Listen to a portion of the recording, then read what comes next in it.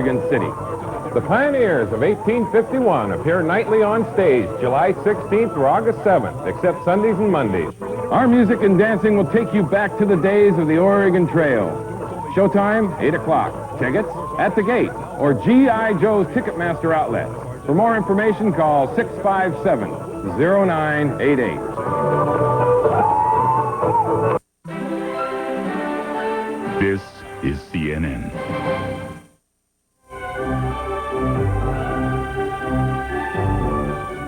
Hello, I'm Miles O'Brien. Week in Review continues in a few minutes after this look at our top stories. The Nevada Highway Patrol has arrested a man for questioning in the shooting of a ranger at Yosemite National Park. The shooting happened Wednesday. James Stephen Robinson and 2 other people were the subject of a manhunt that closed part of Yosemite until yesterday. Robinson has been booked for investigation of murder and theft charges, but not in connection with the Yosemite shooting. Authorities suspect him of shooting his ex-wife's boyfriend. Robinson was picked up in Fallon, Nevada today after the stolen car he allegedly was driving broke down. A neighborhood in South St. Louis lost its battle today against the flooded Mississippi River. Water in a drainage system broke through a sandbag levee to fill streets and yards. The murky waters threatened to submerge hundreds of homes under as much as 10 feet of water. An army of 1,000 volunteers and residents had worked to build the flood wall, but it came apart in a split second. I was looking at the river like 10 or 15 minutes before that, and I was staying right in the same spot it broke. And all of a sudden, like 15 minutes, I was standing in the backyard, and I heard like a rumble, and I looked over, and the sandbags just blew apart, and water was just rushing in. I got the heck out of here. Other South St. Louis residents had packed up and moved out earlier when police rode through the neighborhood issuing warnings with bullhorns. Downtown residents are dry behind a 52-foot-high flood wall. FBI Director William Sessions says he's in until President Clinton says he's out. A resolute Sessions left a Washington hospital today after staying overnight with a broken arm. He vows he will not leave his job until Mr. Clinton says, in Sessions' words, "I want to replace you." Sessions' pronouncement comes a day after White House aides bluntly told him to resign or be sacked. Sessions has been under fire for charges of ethics violations. He denies any wrongdoing. Operation Rescue wrapped up 10 days of anti-abortion demonstrations today. Numerous protesters were arrested at several clinics targeted in the 7-city campaign. The executive director of Operation Rescue, Keith Tucci, was taken into custody yesterday at an airport in Melbourne, Florida. He faces an earlier contempt of court charge. Organizers call the campaign a success. But critics say turnout was low because the group is losing support. It was runners to their mark and runners over Hill and Dale in San Francisco today. Thousands hit the pavement for the San Francisco Marathon. The 26.2-mile race took runners across Golden Gate Bridge, into the Marina District, Fisherman's Wharf, and the Financial District before winding up at Kezar Stadium, the former home of the San Francisco 49ers. Now back to Week in Review with a look at the issue of gays in the military. Welcome back to Week in Review. President Clinton is expected to announce his decision on gays in the military any day now, but it is unclear who, if anyone, will be happy about it. Lift the ban now! Lift the ban now! So you're saying that the problem is me being gay, that if I wasn't gay, then I wouldn't have this problem? Well, I'm sorry, I am gay, I can't change that. Lift the ban now! You are a man! It's an explosive issue. Whether to lift a 50-year-old U.S. military ban on homosexuals. On the extremes, critics say lifting the ban will wreck the military. So we think there's 4 things at stake. 1 is going to devastate unit cohesion. 2, it's going to violate sexual privacy. 3, it's going to load heavy new health costs onto the military healthcare system. And 4, it's going to really hazard the blood supply. And altogether, that's going to hazard lives. But on the other side of the issue, gay rights advocates say lifting the ban is a matter of simple justice. It's very sad that our president does not stand up for human rights, and he still allows the federal government to discriminate, and prejudice is alive in America. As the week neared an end, President Clinton was expected to announce his decision on a new policy. That set off last-minute demonstrations in the Capitol, this one by gay veterans groups. They traveled up the steps of the Lincoln Memorial demanding their emancipation. Today, in front of the Lincoln Memorial, we make a final appeal to our president, who made a promise, and we are asking him today to keep that promise. But by the end of the week, it was clear President Clinton could not keep the promise he made during the campaign to lift the ban. Opposition in Congress and the military forced the president to compromise, but not retreat, at least according to the White House. Nobody should be excluded from service on the basis of status alone. We'll have to wait for the final details of this policy, but that is still the president's objective, that status alone should not disqualify people from service. By Friday, it was clear what the president has in mind. Administration sources were talking in detail about the president's proposal. It would be an executive order that boils down to this: don't ask, don't tell, don't pursue. That means people joining the military won't be asked their sexual orientation. Don't tell means they cannot go public. Don't pursue means investigations will be more difficult. Officials say it adds up to a so-called zone of privacy for homosexuals. But that kind of policy is still unacceptable to most gay rights advocates. This isn't actually don't ask, don't tell. This is don't be. It is exactly the existing policy. Gay people are not entitled to acknowledge who they are. That's the whole point of all this. President Clinton said that he wanted to permit gay people to serve, that they had a right to serve, that they do serve now, and he wanted to make the entire policy even-handed. Don't ask, don't tell treats gay people differently from other people and says you can only be gay in the abstract. You can only think you're gay. You can't ever say anything about it, on base or off base, and you can't even engage in the same activity that heterosexuals engage in. On Friday, Georgia Democrat Sam Nunn took to the Senate floor to announce he wants to go beyond an executive order.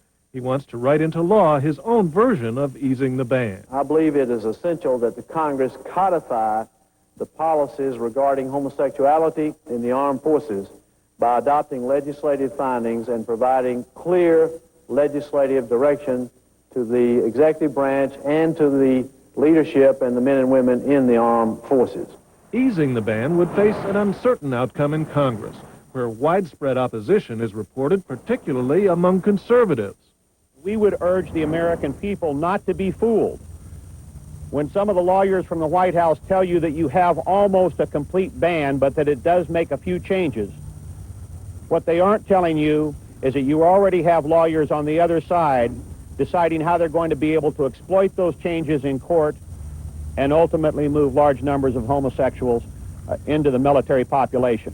Trying to move public opinion, major gay rights groups have banded together to create television commercials promoting the long military service record by gays in the military. Remembered now on the fifth panel of this black granite wall, Donald Wynn, soldier, patriot, gay American. The names of others who were gay are also inscribed here. Was it wrong for them to serve and die? Should their names be erased from this wall? No matter who wins the public relations battle, the final victor may emerge in the courts if gay rights groups and their supporters have their way. Ultimately, this battle will have to be taken to the courts, and we're prepared to do that, and we believe that we have the Constitution on our side. But the administration says its plan will stand up to legal and congressional attacks. The president is expected to make public his decision on Monday or Tuesday. For Week in Review, I'm Dick Wilson. The FBI says this week they foiled plans by a neo-Nazi group to start a race war in Los Angeles. Agents say a group called the Fourth Reich Skinheads plan to bomb the First African Methodist Episcopal Church, the oldest black church in L.A., and kill several well-known people, including police beating victim Rodney King. Members of the Fourth Reich Skins described their plans to assassinate Rodney King and to attack the First AME Church. They believed these acts would attract national media attention, and from looking at this room, they perhaps were right, and to help start a race war. That was their motivation. One member took delight in describing how he would spray the AME congregation with machine gun fire and use mega pipe bombs in order to blow up the building. 8 suspects have been arrested. I'm Chuck Roberts. Coming up on Week in Review, Japan's Iron Triangle corrodes, and a new breed of politicians tries to shine through. That Michael? Yeah, starts college next year. Those lines. When Mike told me the price of his first choice. I know what you mean. I got this broker at Kane Weber. She put me in the zero coupon. The cover college. Mm-hmm. Huh. Well, when did she do that? It's got to be 10, 11 years. 10 years ago? How did she know that's what you needed? She asked. Do you realize just how much difference there is in life insurance rates from one insurance company to the next? For instance, if you're in good health and don't smoke cigarettes, Garden State Life Insurance may be able to save you as much as 50% off the cost of your life insurance. That's right, 30, 40, 50% off what you'd have to pay for a comparable amount of coverage elsewhere. And not just this month, but year after year for the rest of your life. Savings like that are well worth looking into. So if you need $100,000 to $1 million or more of quality term life insurance, you owe it to yourself to get the facts fast by calling now for this free information package, including a personal coverage proposal that shows you just how much your savings might be. There's no obligation, no sales pressure, and it could be a real eye-opener. 800-228-7700, toll free, 228-7700. Call Garden State Life Insurance today, 228-7700. Tuesday, Triumph in Tokyo, floods at home, gays in uniform. Issues for Bill Clinton on a special Larry King Live, an interview with the president, plus your phone calls, Tuesday night, 9 Eastern. Japan is tabulating votes from a general election this weekend, and it appears the ruling Liberal Democratic Party is going to lose its majority. The LDP has been plagued by a series of corruption scandals. Japan just played host to the world's biggest industrial democracies at the G7 summit. But Japan's own democratic system is in crisis after decades of stability. In Japan, we had one-party rule for 50 years after World War II. Only the false democracy and false parliamentarism exist. Despite their ability to vote in parliamentary elections, ordinary citizens have been virtually shut out of the political process. Instead, political influence has been limited to what some Japanese call the iron triangle of entrenched bureaucrats, business leaders, and elected politicians. The bureaucracy is stronger than the politicians. In the United States, when the president changes, so does the White House staff. But in Japan, even when the prime minister changes, the staff doesn't change at all. Politicians became intermediaries, peddling their bureaucratic influence to businesses, which in turn paid hefty campaign costs in exchange for political favors. The concerns of consumers and workers were lost, as policies favoring big business left them to endure late hours, sky-high prices, and tiny apartments. The politicians served their constituents mainly by directing pork barrel projects to their communities. They don't speak of their policy, but rather promise that they will bring in money from the government. They say, I will build a bridge or a road with the money I bring in from the government. At the top of Japan's political heap, the Liberal Democratic Party. It has been in power for an uninterrupted 38 years since the end of the U.S. occupation after World War II. But now the LDP, for the first time, is losing its grip. Scandal after scandal has tainted the party in the past few years and has outraged the public. First, prosecutors revealed a stocks for favors scheme that toppled the government of Prime Minister Noboru Takeshita. Most recently, the LDP's former godfather, Shin Kanemaru, was indicted for evading more than $7 million in taxes on money given to him as kickbacks from construction companies. Investigators found millions in bonds and gold bars stashed in Kanemaru's offices. Prime Minister Kiichi Miyazawa promised reform, but even some members of his own party became fed up. They joined the opposition in a no-confidence vote a month ago that forced Miyazawa to schedule today's elections. And they split with the LDP leadership, forming three new centrist political parties whose names reflect the desire for a makeover. The Japan Renewal Party, the Harbinger New Party, and the Japan New Party. We left the biggest and most powerful faction because we believed Japanese politics would remain corrupt even if we stayed on. I take pride in being a true reformer.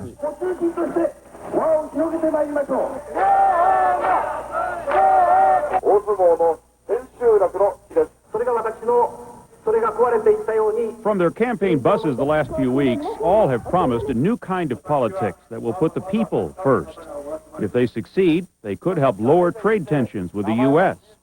The new parties want to loosen government ties to business, opening up a free market where the U.S. could hope to compete.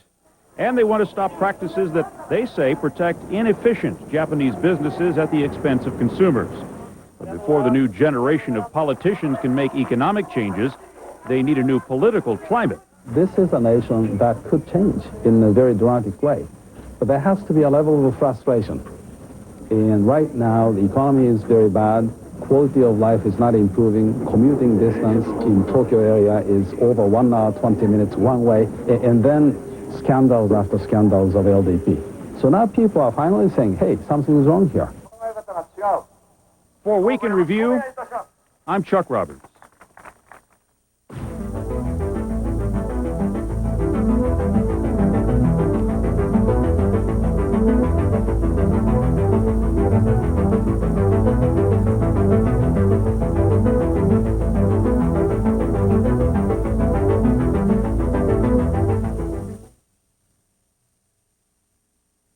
Imagine playing beautiful melodies the moment you touch the keyboard. You'd be the life of the party. Now you can. The revolutionary Play the Piano Overnight by Patty Carlson, the amazing home video course, guarantees you'll play beautiful music the very first time you sit down. The secret is Patty's incredible shortcut method that makes playing any keyboard as simple as dialing a telephone. There's never been anything like it. Even if you've never read music or played a note, you'll be playing beautiful music in just minutes.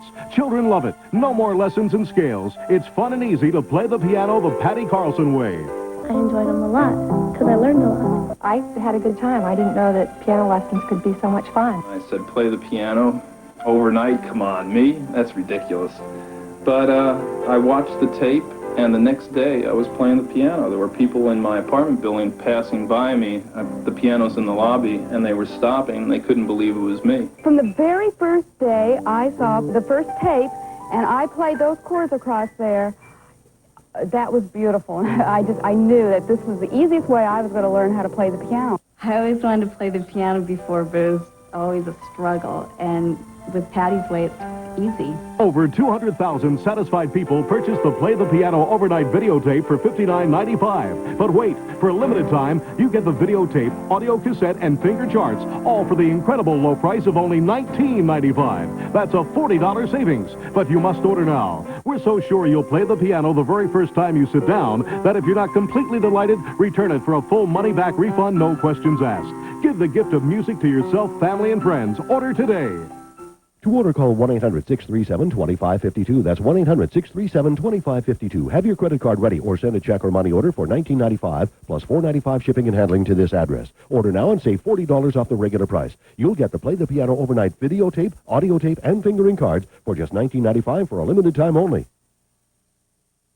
One of the largest solo glass exhibitions in the world is on display at the Detroit Institute of Arts.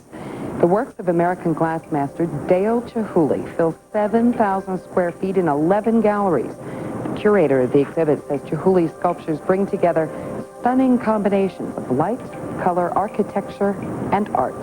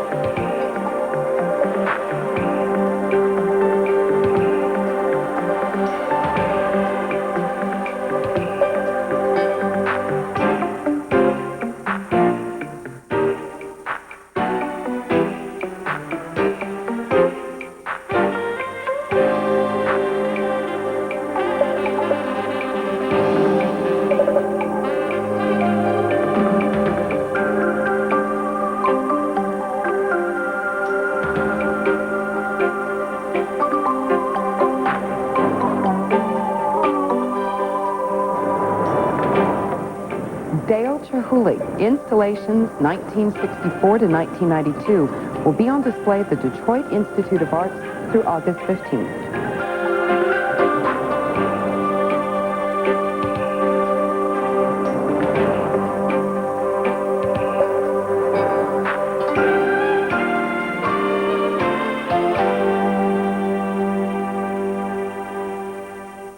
At the Aesthetics Expo, every gizmo, every product comes with a testimonial, from the seaweed mask softer than a baby's butt to Dr. Eckstein's enzyme peel. We can look gorgeous all the time and never have to go to surgery.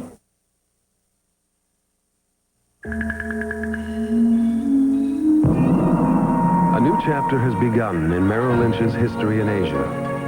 We are the first American securities firm invited to open an office in mainland China. Being there gives our financial consultants a different perspective, which makes a difference for our clients. The difference is Merrill Lynch. Dear Midas, my daughter and I were in Savannah, and the cobblestones were more than our muffler could take. At Midas, your mechanic... Hi, I'm Jack Willis. ...gave us a free inspection, allowed us a first... Look at this. ...to look at what was wrong, and did a better than good job. It was a good feeling to have a guarantee following us back to Indiana. And it was nice to feel we had not been taken. Sincerely, Annie and Nicole Weiland. Headline News. It's the one network with news, sports, and business reports every 30 minutes, 48 times a day. It's that simple. Turn it on, get the news. Headline News. A whole day's news every half hour. Check cable listings for channel numbers. The beauty business is big business. Jeannie Most looks at what's appealing in skincare. If there's one thing people can't face, it's their own face with wrinkles. And here at the Aesthetics World Expo, you will find the latest weapons in the age-old battle against age. It's a portable aromatherapy steam tube. This is called microcurrent massage technique. I'm placing a glycolic acid peel on my client's face. This is a submicronic jet nebulizer. Trying to look fabulous tends to sound nebulous, but the expo brought together experts in fields ranging from head to toe. The manicurist now is called a nail technologist. One of the big trendy things now is to look natural, unnaturally. By using permanent cosmetics, for instance, you can take someone with a missing eyebrow and more or less tattoo a new one on, injecting pigment. And if you think that's weird... I'm actually helping to lengthen the muscles, okay? What happens in is... her head? In her forehead, the frontalis muscle. It's called microcurrent massage. You don't have many wrinkles up there yet? No. But I don't want to wait until I have them. In that case, hop into the aromatherapy steam tube. It's peppermint, rosemary, and lang-lang, so it's a pet-me-up. Smells like Vicks a touch. Think of it as a steam room with essential oils. I'd join you, but I don't think we both fit. And just close the door. Okay, so the science may seem a little foggy, but a lot of these ideas have been around for hundreds of years. And at the Aesthetics Expo, every gizmo, every product comes with a testimonial, from the seaweed mask... Softer than a baby's butt. ...to Dr. Eckstein's enzyme peel. We can look gorgeous all the time and never have to go to surgery. You can even get sugared, an all-natural way to remove hair without hot wax. Does it still hurt when you pull it off? Not as much. And you can always eat it, the sugar, not the hair. Like honey. Mind if I second? Well, the other side. And then there's the skin scanner, an ultraviolet light device that lets them see problem skin. All the way here. Yeah, he's got a lot, which is... Here, right? He's got very dry, dead skills. Yeah. He needs a face scrub. You're not taking it personally. No. They told me I didn't have any hair. I don't believe them. Why the skin scanner is worse than a horror film. The spots are pigment deposits. It's scary. Before and after. All I know is that I felt better before I came to this show than after. Jeannie Moe, CNN, New York. Thank you for joining us for This Week in Review. I'm Susan Rook. We leave you now with pictures of the annual Bastille Day celebration in Paris. Hope you have a great week.